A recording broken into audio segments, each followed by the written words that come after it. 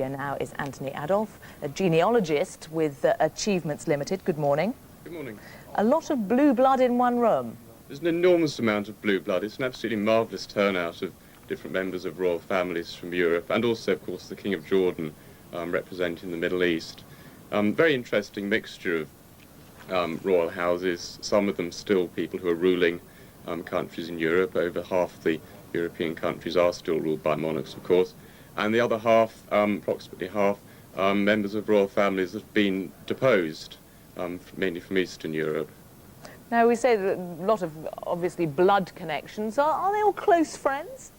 I imagine they are close friends. I've been looking at the list very carefully. There are some obvious absences. The Romanovs from Russia, for example, aren't represented. I should imagine that these are not only close relatives of Her Majesty the Queen's and the Duke of Edinburgh's, but also probably relatives who she likes. It's a family affair, isn't it? It's a golden wedding.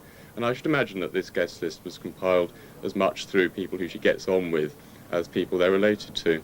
In terms of the sort of heady heights of that echelon of society, it is the list to be on, and I suppose a number of people are going to feel rather hurt that they're not on it. I wouldn't know. I really couldn't. That's up to them to comment. Well, let's move on to something else. As we were saying, a lot of blue blood. There's a lot of history attached to these the groups of families. Now, geneticists constantly look at the haemophilia with regard to the royal family. Can you tell us now that's now died out? That has, yes. Haemophilia is carried through a very specific pattern of carriers, male to female to male.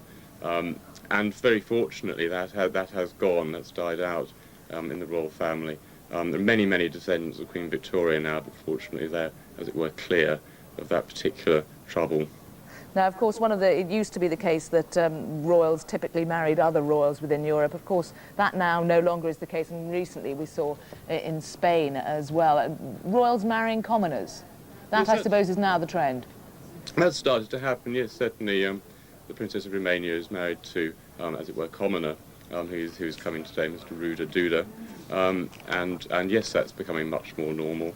Well, the deposed families, of course, perhaps it's an economic thing as well as apart from anything else.